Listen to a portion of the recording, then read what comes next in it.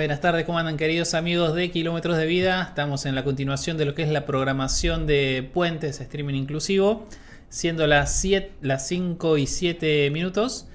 Estamos en Córdoba Capital, como dice ahí abajo, con una temperatura hermosa de 21 grados. Estamos en la fecha 9 de noviembre.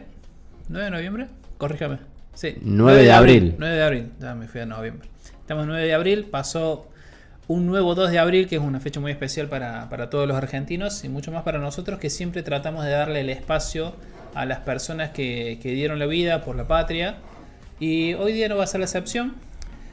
Vamos a tener nuestro tercer Kilómetros a Malvinas y lo vamos a hablar con una persona muy especial, una persona muy conocida por mí. Lo conocí abajo y ya lo conocí porque es amigo de un pariente mío. Primero que todo, antes de empezar con el invitado, quiero presentar a mi hermano del alma. ¿Cómo estás, querido Ezequiel? ¿Cómo le va, tío? Buenas tardes, felicitaciones. ¿Se nota las babas? Se nota las babas, se nota la sonrisa, así que muy feliz por usted, por toda la familia, así que saludo a Mari, al negro y a toda la familia que están muy contentos con el príncipe, así que... Es un nuevo príncipe de la familia. Sí, no, el príncipe. ¿El príncipe? El nuevo... Bueno, por usted digo, ¿no? Sí. Obviamente que el tercer príncipe. El tercer príncipe de la... No, yo digo, si usted se ponía al lado del príncipe estábamos complicados. Ahora, al lado de Santi y al lado de Jere, bueno, sí. Empieza la dinastía Feliciano. Encima este no es Feliciano, es Torres, pero es Felipe. Así va a ser Felipe. No, bueno, pero es Feliciano. Así que, bueno, contento por eso y saludo a toda la familia Feliciano y a la familia Torres también. Obviamente que en este tercer episodio de Kilómetro de Vida 2026 es muy especial, por cierto, pero como hablábamos con el invitado que vamos a presentar en un momento, nuestra forma de vivir y sentir a Malvinas nos llevó a pensar con David en esta nueva temporada 2026 de Kilómetro de Vida que sí o sí un jueves al mes íbamos a tener el episodio de Kilómetros Malvinas. O sea, ¿qué quiere decir con esto? Que no solamente van a ver un excombatiente de Malvinas por el 2 de abril, sino que un jueves al mes, mayo, junio, julio, agosto, septiembre, octubre, mientras estemos al aire, aquí por Puentes Streaming Inclusivo, va a haber un jueves al mes un especial de Kilómetros Malvinas. ¿Por qué? Porque entendemos de que no solamente es especial solamente cuando llega el 2 de abril, sino claro, para nosotros, en particular para David y para quienes habla, es siempre especial tener un excombatiente, un héroe de Malvinas a nuestro lado. Lo sentimos muy adentro, lo sentimos muy cerquita y por ende estamos muy gozosos, muy contentos y muy emocionados una vez más de tener a un héroe nuestro al lado en nuestro programa Kilómetro de Vida. ¿Te parece ya ir con la presentación del invitado? Vos lo conseguiste, yo lo conocí acá, pero ya conoce a toda mi familia, ya estuve hablando con mi prima, subí la foto y me dice, va a ir el Luis, mañana va a ir el Luis, ya lo voy a escribir a Luis, me mandó fotos mi prima con él, y lo presentamos al señor Luis Cálcara. Exactamente. ¿Cómo estás, señor? Luis Cálcara. ¿Todo bien? Bueno, gracias por permitirme estar acá. Para poder contar un poco las vivencias y no solamente las vivencias, sino lo que estamos haciendo. Y recién estaban hablando ustedes diciendo, bueno, cada jueves de hacer un programa con un veterano de guerra y podrían ponerle el nombre rumbo a los 45 años. También. Porque, digamos, ¿por qué? Porque el año que viene ya se van a cumplir 45 años de esa gloriosa gesta en la cual participé y participaron muchos cordobeses, porque cordobeses somos 1800 cordobeses que estuvieron en Malvinas. Córdoba es la segunda provincia en el país con mayor cantidad de veteranos de guerra, fuera de Buenos Aires, y por eso digo, rumbo a los 45 años. Cuando se cumplió 40 años, se trabajó con el consejo. Yo soy director de la área veterano de guerra de la Municipalidad de Córdoba. Hace más de 25 años que estoy malvinizando. Estamos con un grupo de veteranos de guerra trabajando en la Municipalidad de Córdoba, que nos han cedido un espacio, y la cual atendemos la problemática del veterano de guerra, desde lo más mínimo hasta lo más necesario para ayudar al veterano de guerra. hemos estado trabajando pidiendo ordenanza, más beneficios para veteranos de guerra. Este último 2 de abril se consiguió una ordenanza, la última ordenanza que habla de pedir, nosotros tenemos un mástil mayor frente a la Municipalidad de Córdoba. Bueno, queríamos que ese mástil mayor, cada vez que fallece, lamentablemente que fallezca un veterano de guerra de Córdoba, esa bandera figura esté a media asta por 24 horas. Es un homenaje y un reconocimiento a los veteranos de guerra que fallecen y una caricia al alma para la familia. Sí, estuve viendo la foto, justo vi un par de fotos de Mónica Rosales. Lo visitamos esta semana en nombre de Puentes. Y vi unas fotos que estabas en el Consejo Deliberante. Si las tiene Nacho, les voy a pedir que las pongan en pantalla. Eso fue lo que fueron a pedir, fue beneficioso todo lo que lograron, ¿no? Sí, son pequeños logros, digamos. Después, por ejemplo, un reconocimiento más para el veterano de guerra es en que el acta de nacimiento, en el acta de fallecimiento figura el nombre de Héroes de Malvinas, así como figura en el documento, ¿no? En el documento del DNI figura Héroes de Malvinas, en el carnet de conducir también figura, es decir, todos los veteranos de guerra reconocidos por el Ministerio de Defensa de la Nación están identificados en el documento, en el carnet de conducir, y ahora próximamente van a estar identificados en un acta de nacimiento o un acta de función para la familia. Muy importante todo lo que nos está comentando Luis, porque no solamente venimos a hablar y vamos a hablar a lo largo de todo este año, llegando y esperando el año 45. 45 años. De todo esto que está pasando, ¿no?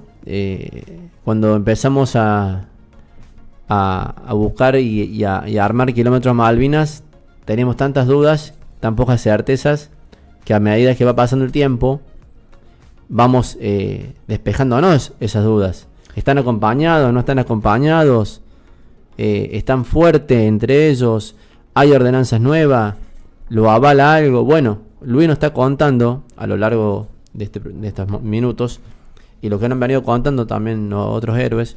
Entonces quiere decir que el Estado se está encargando de ellos, no sé si tarde o temprano, pero se está encargando el fin. Y eso a mi persona le deja un manto de tranquilidad, porque si bien a lo mejor esto que está pasando ahora tiene que haber llegado muchísimo antes, quiere decir que nadie se ha olvidado, ¿no? Que algunos no se han olvidado, y que, como dice Luis, esto va creciendo en tema ordenanza, en tema ley, en tema ayuda, y eso para uno que lo vive tan cerca es muy importante y le llena el alma, ¿no? Sí, nosotros, es decir, después del 82, cuando volvimos al continente, digamos, yo estuve en Malvinas 74 días, del 5 de abril, desde el 5 de abril, bien digo, fui tomado prisionero, y el 24 de junio me dejan los ingleses en Puerto Madryn. De ahí voy al regimiento, y en los primeros días de agosto recién me dan de baja. Desde agosto hasta diciembre yo perduré en mi casa sin salir a ningún lado. Quería estar solo, aislado.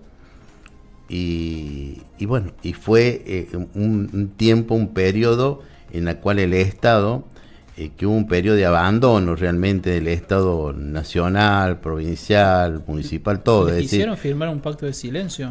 Claro, sí, dijeron, es decir, cuando te dieron de baja, te dijeron de Malvinas no se habla más nada, entonces quedó todo ahí. Entonces, nosotros en el estado que veníamos, que no estábamos muy bien, digamos, entonces fue todo todo esto fue muy dañino para nuestro organismo, nuestra mente. Entonces, ¿qué pasa? Fueron 10 años de abandono. Esos 10 años de abandono en la cual no sabíamos nada. Vos ibas a pedir un trabajo y decías, eras veterano de guerra. Y te decían, y no, porque eran los loquitos de la guerra, ¿me entendés? Sí. Entonces, ¿qué sucedió? Entonces empezamos a juntarnos y a hacer sin querer terapia, porque después, cuando pasan los años, nos damos cuenta que el juntarnos con compañeros, hacer contar pequeñas historias, anécdotas de lo que le había sucedido a uno, a otro, empezamos a soltarnos un poquito más y empezamos a hablar del tema de Malvinas.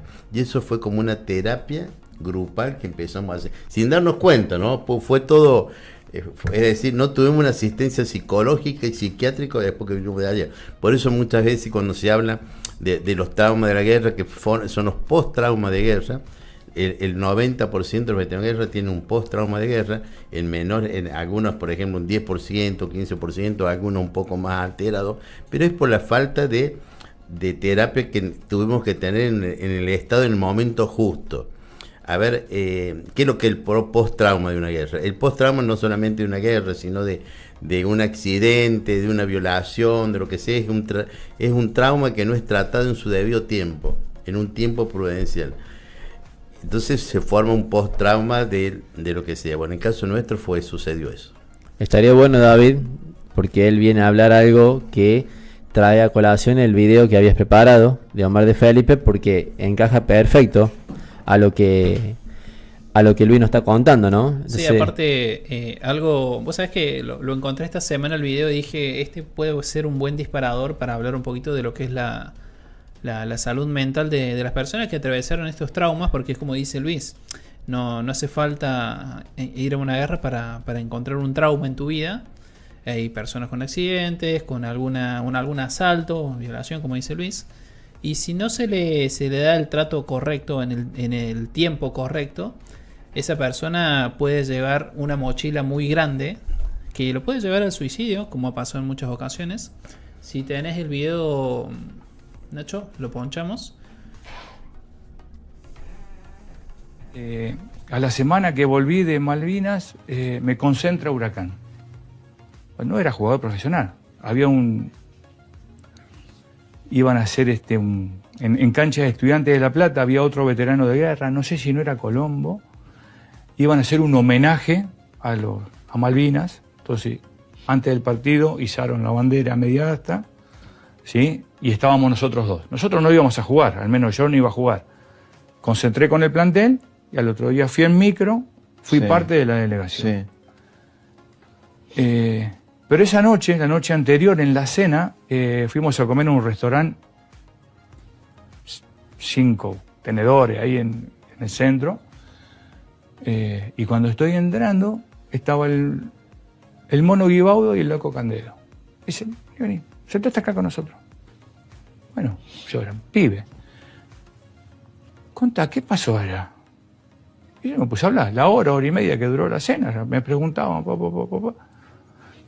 Y yo salí así, te digo, salí con 100 kilos menos. Y con el tiempo te empezás a dar cuenta de que era lo que necesitábamos, que alguien nos escuche. Claro. Que podamos largar esa bolsa que traíamos y poder arrancar. Porque el que no pudo largar todo este rollo, hoy no está con nosotros.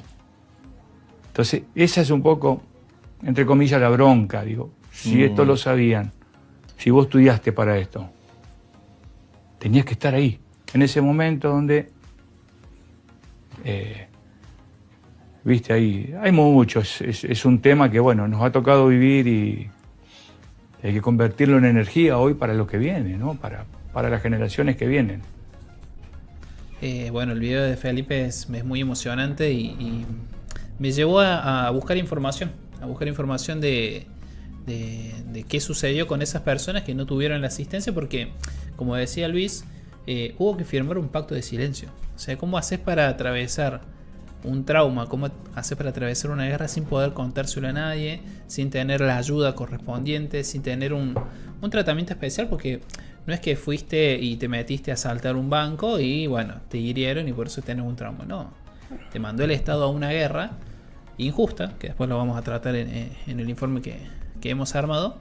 Y dije, bueno, ¿qué pasó con las personas que no tuvieron esa asistencia? Vamos con la imagen, Nacho.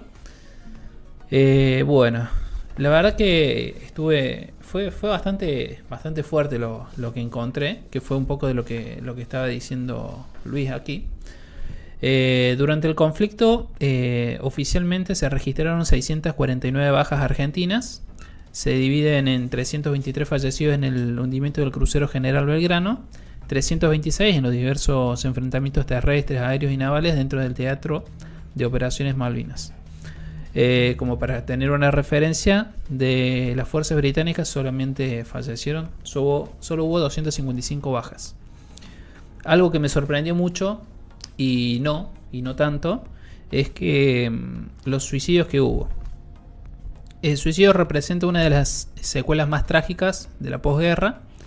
Se estima que entre 350 y 450 casos de suicidio desde la finalización de la guerra, mientras que la tasa anual de suicidios hacia el 2004 era de 8,2 por cada 100.000 habitantes. La tasa entre los veteranos de Malvinas se estimó en 108,7% por cada 100.000 habitantes. La frecuencia en los años inmediatamente posteriores al conflicto se registraron aproximadamente 50 suicidios por año. Otra cosa también, son suicidios que no están documentados, también producidos por este trauma, sino que fueron accidentes automovilísticos o por armas de fuego. Y algo que también me sorprendió es el tema de que no hubo ningún tipo de ayuda. Hasta 8 o 15 años después. O sea, finalizando los años 90, recién se le empezó a generar un poco de, primero que todo, ayuda económica y ayuda personal a los excombatientes.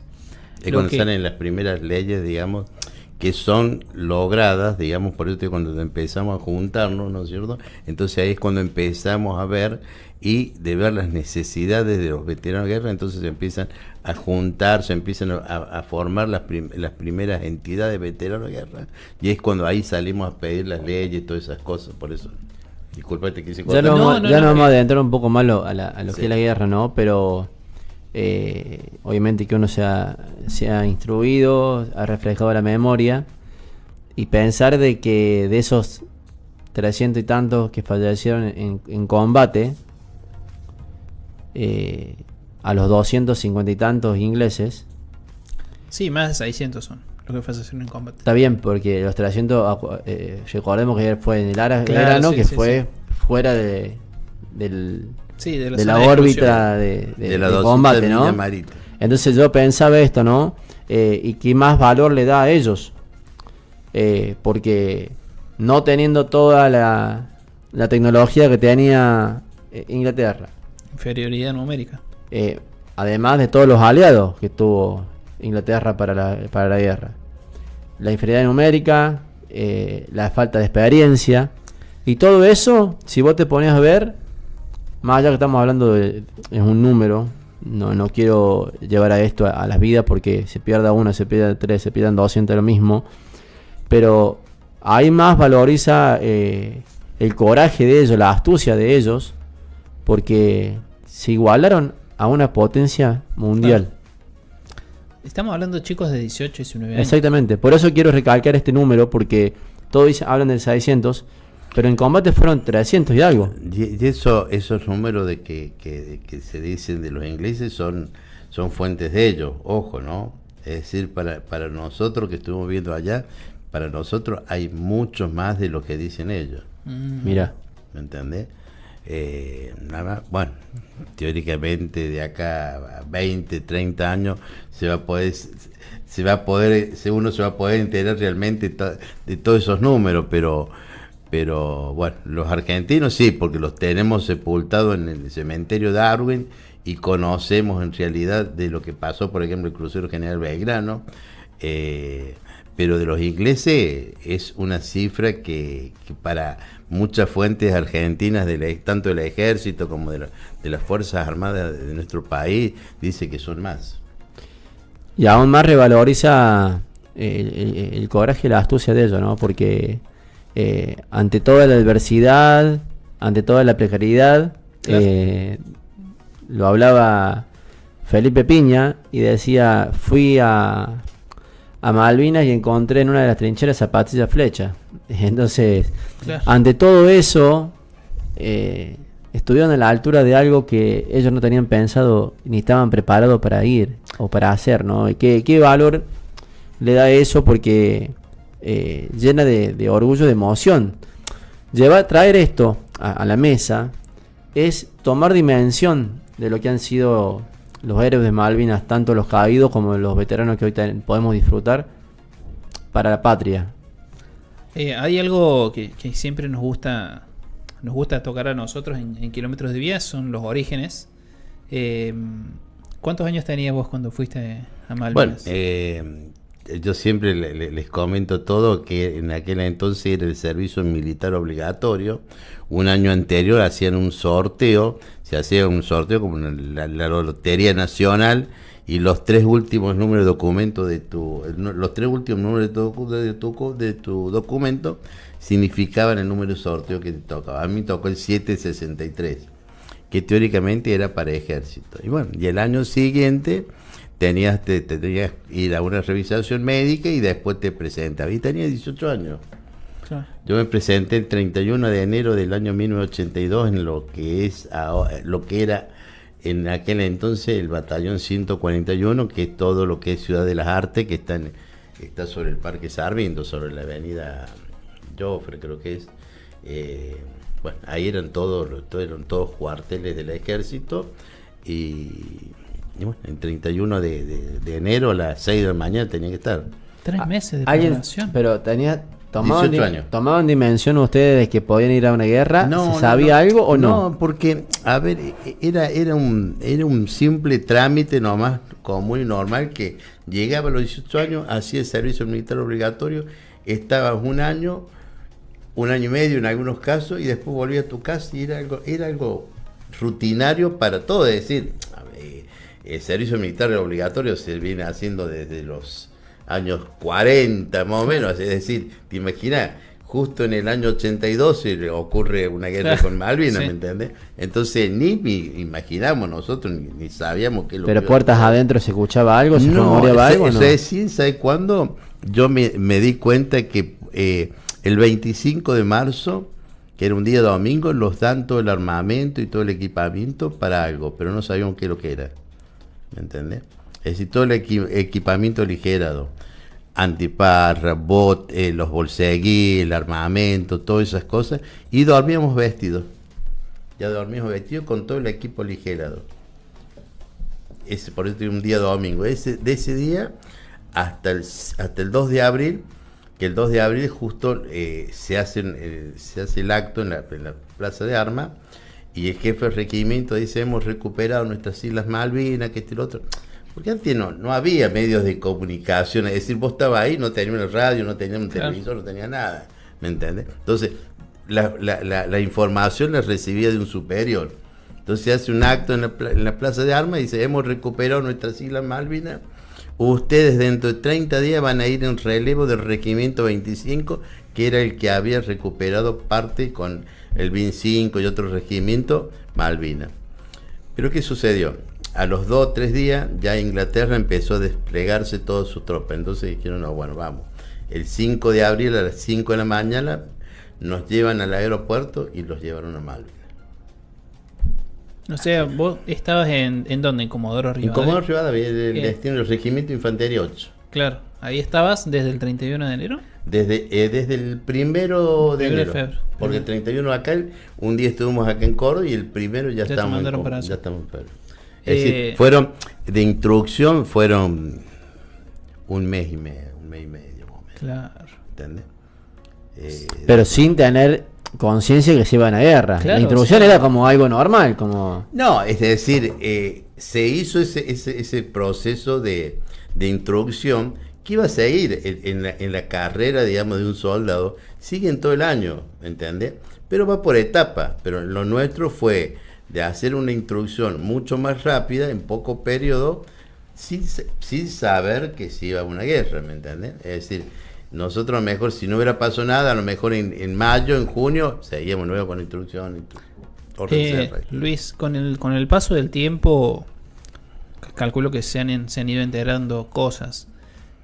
¿Supieron desde cuándo tenían planificada la guerra? ¿Cuándo tenían planificado el ir a las Islas Malvinas y poner la bandera argentina? Yo creo que esto era algo sí o sí que se tenía que hacer por una cuestión de tratar de mantener, digamos, las islas, digamos, de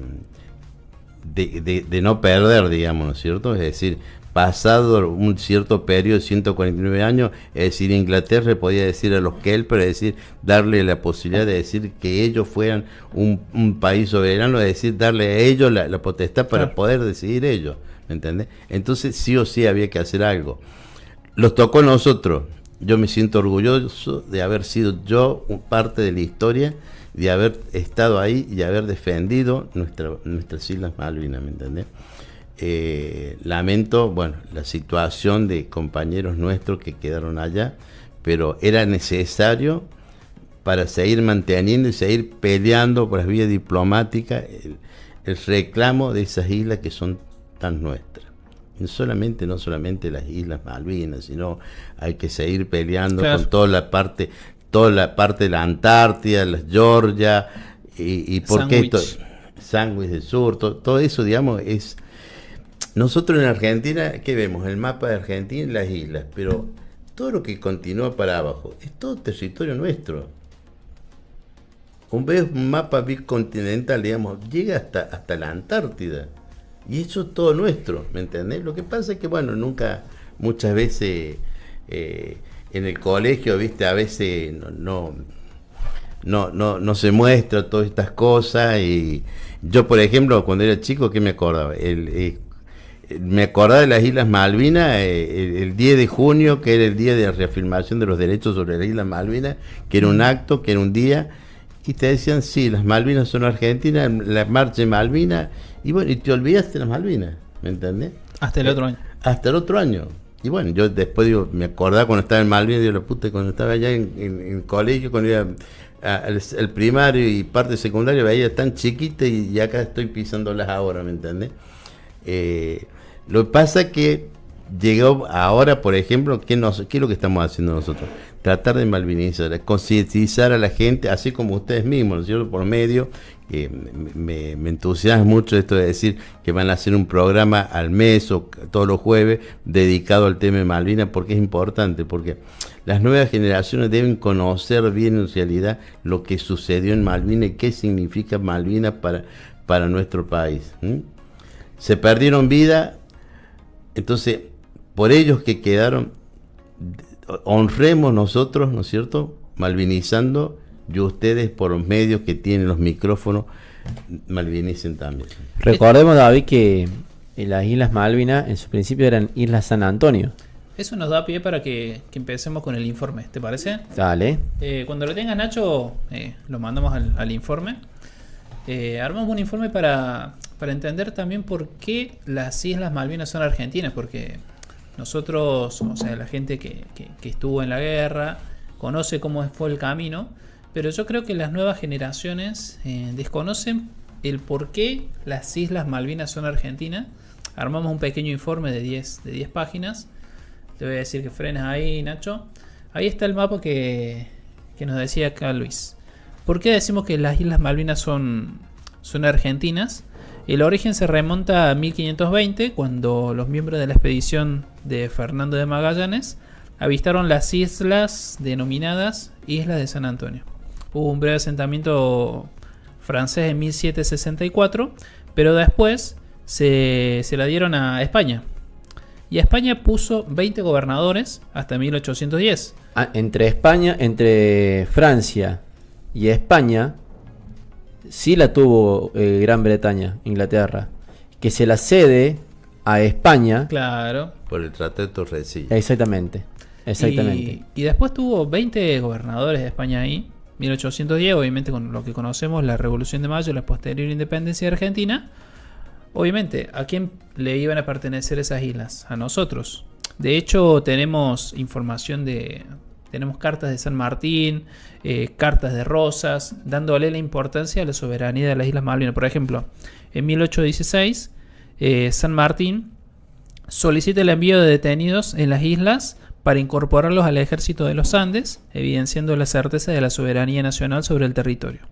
En el 1820, David Hewitt realiza la toma de posesión formal e iza el pabellón nacional en las islas en nombre de las Provincias Unidas.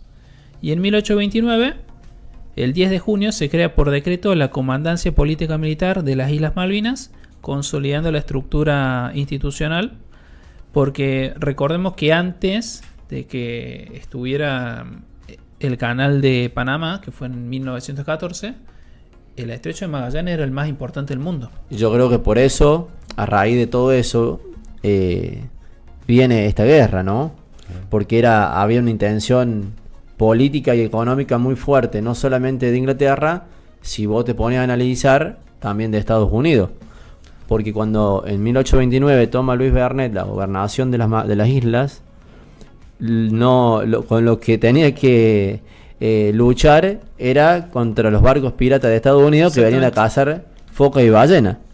Claro. Y que el problema mayor viene cuando toma captura 2 buques Luis Bernet y los trae a Puerto Argentino, y de ahí a Estados Unidos como que le moja la oreja a Inglaterra para decir, che, las islas no están bien cuidadas. Estaban bien cuidadas, pero por eso, porque si vos te pones a analizar esta información que tenemos, que hemos podido obtener, quiere decir claramente de que había una intención aún mayor, tanto de Estados Unidos como de Inglaterra en una unión, ¿no, Luis? Exactamente. Es decir, le interesaban las riquezas naturales de la isla. Entonces por eso ha habido tanta competencia y tanta lucha desde aquello entonces hasta la actualidad. Es decir, lo vemos en todos los países del mundo que la actual es guerra. Es decir, ¿por qué? ¿Por qué están peleando? Y bueno, por el petróleo. Bueno, en la Argentina, acá en la isla Malvinas, ¿por qué están peleando? Despreciar no solamente antes del estrecho de Panamá, sino que en la actualidad también. Entonces es un pasaje, Drake, que le dicen, ¿no es cierto? El pasaje que utilizan todos los buques de todo el mundo para poder pasar de un océano al otro. Del Atlántico al Pacífico. Del Atlántico, por eso de un océano al otro.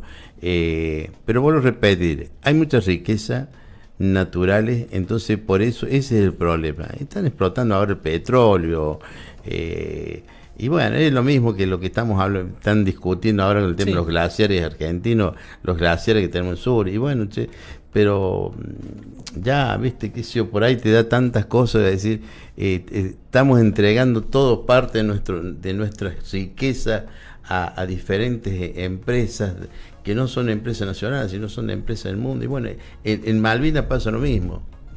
En Malvinas pasa lo mismo, digamos que estamos dando algo que, vuelvo a repetir, son 632 que quedaron allá, dieron su vida por la patria y lo siguen dando los veteranos de guerra que están acá. Entonces, peleemos por esas islas que son tan nuestras. Por la vía diplomática. Sí, eso íbamos a decir. Bueno, ahí estamos viendo un poquito lo que venimos hablando. Hubo una rebelión en 1833. El gaucho Antonio Rivero lidera un alzamiento contra los estancieros ingleses y ahí vuelve a poner la bandera, vuelve a iniciar la bandera argentina. ¿Qué pasó? Cuando fue la usurpación de las islas, empezaron a los que eran argentinos que estaban ahí, los hacían trabajar como tipo de esclavo y le pagaban con vales, con bonos, o sea, no le pagaban con dinero. El gaucho recordemos que en 1833 no debe haber habido muchos lugares para canjear esos vales en las Islas Malvinas, claro, ¿no? Sí, no estamos hablando de hoy. No. Y lo que pasó con él es que lo mandaron para el Río de la Plata y no se quedó con eso, sino que él murió combatiendo. A Gaucho Rivero lo llevan prisionero, lo llevan preso a Inglaterra, a Londres, y de allá no sean, es decir, no podían. Claro, lo declaran inocente. Claro, declaran inocente porque no había ley, digamos, porque como no había, digamos, una ley en Malvinas, no podían juzgarlo por las leyes de la isla. Exactamente. Entonces, ¿qué hacen? Lo mandan a Uruguay, y en Uruguay después se junta con las tropas y sigue luchando, digamos, por la libertad de claro, murió país. En 1848 combatiendo en la batalla de Vuelta de Obligado. La Vuelta del Obligado, exactamente. Después seguimos, y bueno, y a partir de ahí empieza con el hermano de Manuel Moreno, empieza por la vía diplomática a luchar. Seguimos con la siguiente. Y lo que pasó posteriormente es que Juan Manuel de Rosas, intentando hacer un canje, le dice, bueno, te pago la deuda que sacó Rivadavia con las Islas Malvinas. Porque ¿qué pasaba? Tenía muchos bonos que tenía que pagar la Argentina de la deuda que había sacado Rivadavia. Le dice, bueno, te pago con las Islas Malvinas, que son nuestras, pero eso no era parte del Era una estrategia para que reconocieran la soberanía de las islas. Para que dijeran, las islas son de Argentina, bueno, ¿cómo te voy a pagar? Claro. Con algo que no me Pero bueno, no llegó, la señora Thatcher, sí. rápida de reflejo, no pisó el palito, como bien dice, ¿no? No, aparte, eso es en la época de Rosa. Después se siguieron haciendo un montón de sí, pero me parece que a lo largo de todos los pedidos, David, el pedido de Rosas y después llegando a Perón fue como lo más concreto, digamos, que se pudo dar en alguna posibilidad de charla con Inglaterra, ¿no es cierto, Luis? Sí. Pero bueno, siempre se trató de ir por las vías diplomáticas. Y en el 82, ¿qué sucedió? Tanto Margaret Thatcher como el gobierno argentino estaban en una crisis política ambos. Vuelvo a repetir, yo creo que lo que se hizo, si vos me decís fue injusto, y bueno, fue injusto a lo mejor por las vidas que se perdieron, pero era justo y necesario reclamar de alguna forma para seguir manteniendo el reclamo constante sobre las Naciones Unidas, sobre la soberanía sobre la isla Malvinas. Recordemos que el gobierno de Galtieri lo tenía planificado a esto para el 25 de mayo o para el 9 de julio. Se anticipa, es por el estado que estaba en crisis, ¿no? Sí, aparte no quería, digamos, llevar más allá por el tema de las temperaturas, es decir, acuérdate que nosotros empezamos en marzo, en abril, en mayo, junio, y era la época de la mayor cantidad de temperaturas muy altas, y bueno, eran perjudiciales para todos los soldados. Es decir, nosotros estamos con unas temperaturas de 25 grados bajo cero, ¿me entendés? A la intemperie, sin buen equipamiento. Entonces también por eso pensaba estirar un poco más para el 25 de mayo, junio, lo que sea. Los ingleses también. Lo que sucede es que los ingleses, ellos se bajaban de los barcos, de la fragata o de los helicópteros. Bueno, no, nosotros tuvimos 70 y pico de días a la intemperie, ¿me entendés? ¿Qué recuerda de esos días? Y si nos puedes contar usted qué tan precario era la vida del soldado argentino en Malvinas. Y bueno, precario, vos te tenés que adaptar. El otro día me preguntaron unos chiquitos en el colegio, dice que ¿a qué hora toman el desayuno? No había horario. No había horario para desayunar, para almorzar, ni para cenar, ni para dormir, ni para relajarse. No había horario, por vos tenés una guerra. Y de acuerdo al momento que tenés, en el momento en el cual no te están bombardeando, no te están atacando, ni te están bombardeando por aéreo desde una fragata, intentos de desembarco, es decir, no tenías un horario estipulado para cualquier cosa. Y bueno, nosotros estamos en un pozo zorro, un pozo en el cual tenías agua, tenías humedad, tenías frío, tenía congelamientos de frío, ¿me entendés? Y bueno, llovía y tenía que bancar de lluvia, no comer, y bueno, comíamos una vez al día a lo mejor, ¿me entendés? ¿Por qué? Porque bueno, no llegaban las cosas que tanto que había en el continente no podían llegar, entonces lo abastecíamos con los corderos que había allá, y bueno, se hacía un racionamiento de las comidas y bueno, con eso podemos soportar los 70 y pico días ya. En ese lapso de tiempo, ¿era el pelotón tuyo, el batallón tuyo? ¿Cuántos eran? El regimiento de infantería 8 fueron casi 800 cordobeses. Sí.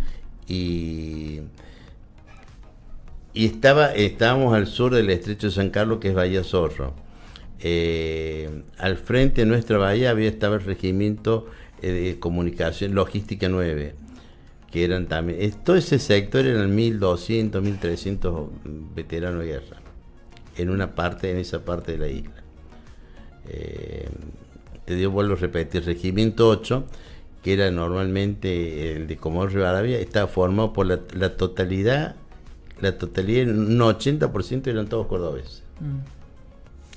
¿Y algún conocido que tenías de antes o son todos los conociste en el momento? No, es uno o dos nomás conocidos así del colegio, pero era para decir, vos decís, vos ibas a un curso donde había 40 tipos, 40 personas y no había ningún conocido. Me sorprendía a mí porque, digamos, o pidieron prórroga, lo que sea, pero no había ningún conocido que estuviera ahí diciendo, che, estuvimos juntos allá en el curso, jugando el fútbol, lo que sea. No, nadie. Uno solo nomás que, bueno, fue pasado a otra compañía después que estábamos allá, ¿no? Le quería consultar, Luis, Sí. ¿Cómo vivió esos días y qué sintió al estar prisionero? Bueno, prisionero caemos el 15 de junio, bueno, sin saber qué es lo que iba a suceder con nosotros. ¿Cómo los toman? Hay una orden, digamos, después que se produce el cese de fuego de Puerto Argentino, nos dicen, bueno, al otro día, bueno, hay que encender todas las luces, no hay que hacer nada raro, hay que esperar las órdenes y acatar las órdenes de los ingleses. Es decir, estar esperando a que ellos nos digan qué tenemos que hacer.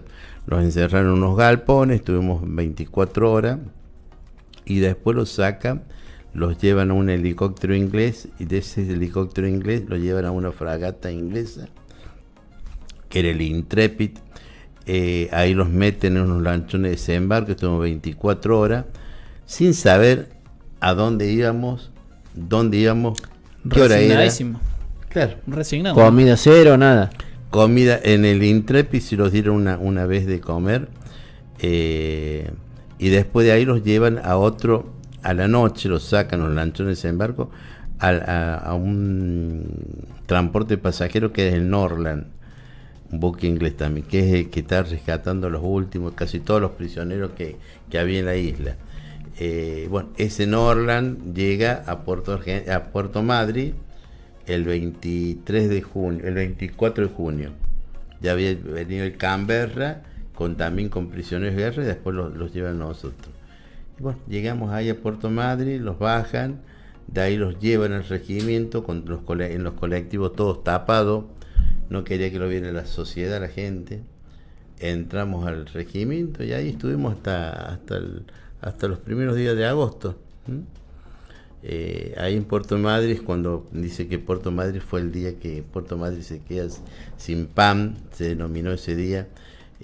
A los 40 años hicieron un mural todo reflejando la historia de cómo había sido ese regreso de todos los veteranos de guerra al continente, cómo lo recibía el pueblo, porque en el Canberra permitieron que toda la sociedad entrara a recibir a la gente. Entonces fue una de decir, de agarrar, vení vos, dice, venite yo a mi casa, y lo llevaban a las casas, la gente lo llevaba para abrigarlo, darle de comer, todo. Entonces se armó un desparrón bárbaro. Entonces en el segundo buque que vino, en el que vengo yo, no, ya directamente ya cerraron el muelle y no dejaron entrar a nadie. Y de ahí directamente el muelle salieron todos los colectivos cerrados a cada destino. Nuestro regimiento fue el único que llegó, que no fue a Campo de Mayo. Todos los demás fueron a Campo de Mayo. Nosotros directamente los llevaron al regimiento y el jefe del regimiento pidió que entráramos desfilando. Los bajaron el colectivo desfilando, una forma de decir, ¿no? Pero bueno, fue un orgullo, digamos, para él y para todos nosotros de poder entrar de esa forma, con la frente bien alta. ¿Qué te acordás del recibimiento por parte de tu familia? Y bueno, mi familia, a ver, yo después que vengo del regimiento, después que llego al regimiento, tuve una oportunidad de una comunicación que me hacían ellos, llamarme, me llaman y me dice, Calcara, tenés teléfono, me dice, anda ahí, pero fíjate lo que habla, controlar lo que habla. Porque, bueno, antes están con operadores, con clavija, claro, te escuchan las conversaciones, todo. Y bueno, fue, a ver, después de todo lo que había pasado. ¿A quién escuchaste? ¿A quién a mi escuchaste? Vieja, a mi vieja. Mi viejo no podía hablar. Tu papá no podía hablar. No.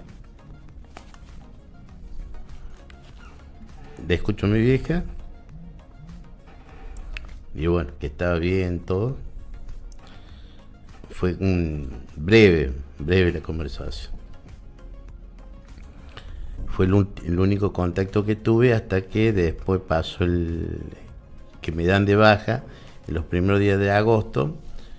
Y bueno, y los viejos, pobres, todos los viejos, no solamente mi padre, ¿no? Sabían que llegaban el colectivo a la terminal de ómnibus y bueno, iban todos a buscarte, ¿viste? Pero mi viejo habían ido como tres veces a buscarme por no sabían dónde, claro, cuándo venía, sí. No. Yo a veces, yo le digo a los chicos, la comunicación que era antes no había medios de comunicación. Ustedes son muy jóvenes, pero no había no había celular, no había teléfono. Un teléfono fijo lo podía tener, claro, en un barrio a lo mejor 1 o 2 personas, ¿me entendés? Luis, o sea, sí, ese llamado que vos le haces a tu mamá, ellos me llaman a mí. Ah, ellos ya sabían que vos habías sobrevivido. Ellos llaman preguntando, porque ya, bueno, se había terminado toda la guerra, entonces llaman, preguntan. ¿Te imaginas la desesperación de los padres? Es decir, claro, saber, digamos, quería saber porque no había medios de comunicación, no había nada. Es decir, una carta que por ahí vos le podías escribir. Incluso yo en un momento en Malvinas, cuando escribo una carta, era el 20 de mayo y yo le pongo 20 de abril yo le pongo 20 de mayo, siempre yo le ponía una fecha posterior por las dudas si me pasaba algo ahí para que supiera que estaba con vida. Bueno, viene un helicóptero a retirar unos heridos, se la doy al piloto del helicóptero para que se la llevara a mi casa, la lleva. Y por nosotros enteramos de decir, che, mañana va a venir el buque Hospital Valparaíso, creo que se llama. Entonces, el que tenía oportunidad de hacer algo, una carta, algo, yo tenía justo oportunidad porque me comunicaba con el helicóptero para decir dónde tenía que parar para retirar los heridos. Entonces tenía una carta preparada y bueno, le puse la fecha. Entonces, claro, esa carta llegó al helicóptero, el helicóptero llegó a Comodoro Rivadavia lo antes posible por los heridos y fue una carta de espera y llegó 10 días, 20 días antes de lo que claro, figuraba en la fecha. Y dice, ¿qué le habrá pasado? Y después me pregunta, dice, ¿sabes que yo tengo esta carta? Dice, mira la fecha, que sí, mami. Y le conté por qué la había escrito así. ¿Te acuerdas que decía esa carta? ¿Se acuerda que decía esa carta? Y bueno, mami, estoy bien. Yo siempre decía, estoy bien, cuídense, yo me cuido, no pasa nada.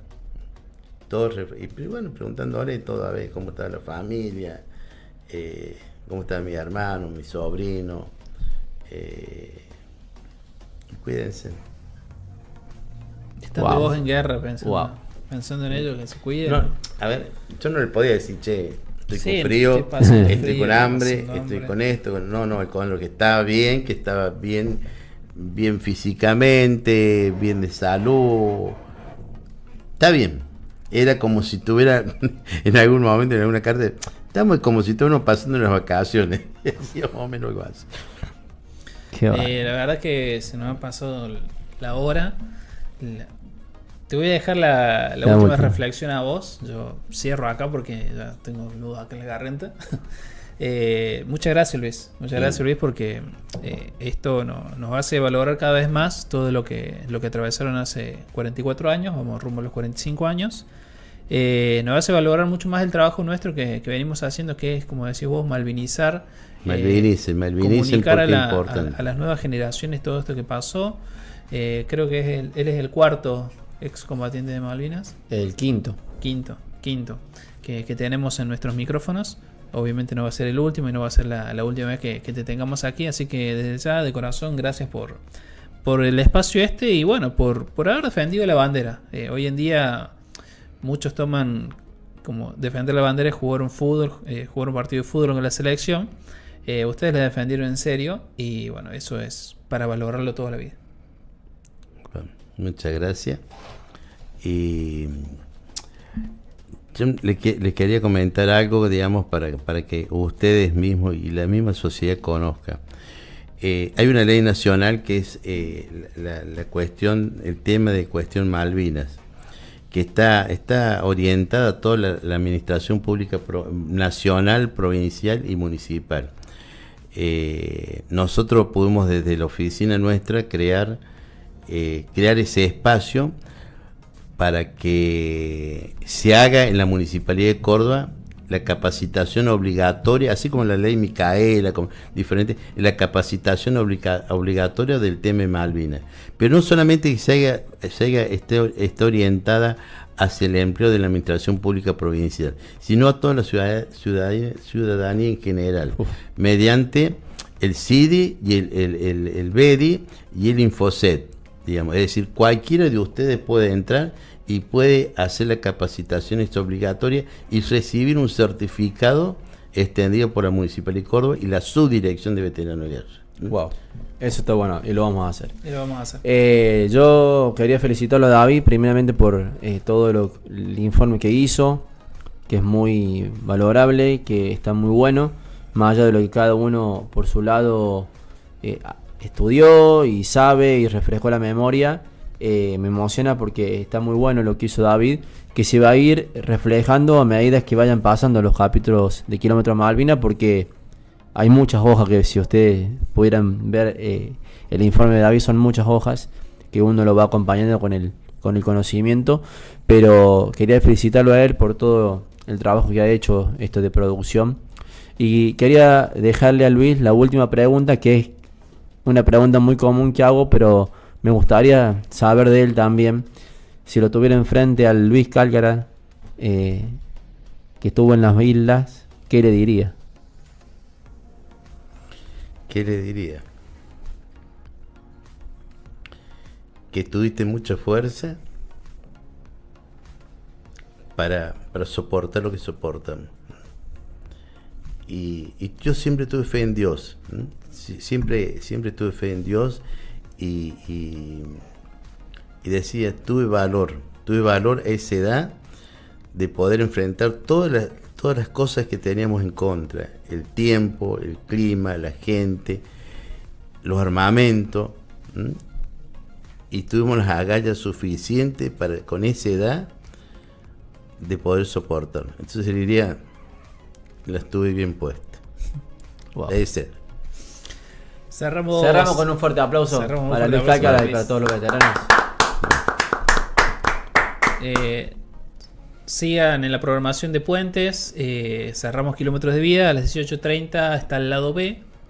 Que es el lado B de la crianza de los niños con discapacidad. Así que a las 18:30 está el segundo episodio de las chicas de Fundación SEA de Río Ceballos. Así que los esperamos el próximo jueves con mucho más Kilómetros de Vida. Hasta luego. Chau. Gracias.